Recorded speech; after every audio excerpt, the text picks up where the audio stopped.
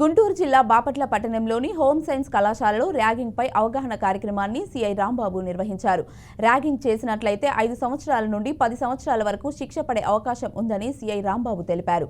తల్లిదండ్రులు తమ మీద పెట్టుకున్న ఆశలను నీరు కార్చరాదని, ఏ లక్ష్యంతో కళాశాలలో చేరారో ఆ లక్ష్యాన్ని సాధించాలని సూచించారు. అది 5 to 10 years వరకు కూడా పనిష్మెంట్ ఉంటుంది. కాబట్టి వీటన్నిటికీ ఖచ్చితంగా అందరూ దూరంగా ఉండాలి.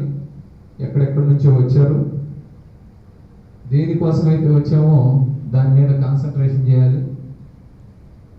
ఆ యొక్క తల్లిదండ్రులు పెట్టుకున్నటువంటి మీ మీద పెట్టుకున్నటువంటి హోప్స్ని ఫుల్ఫిల్ చేయాలి.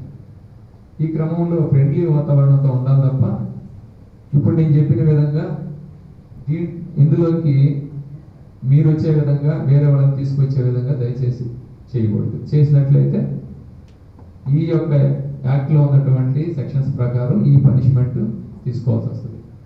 అయితే నేను ఒక చిన్న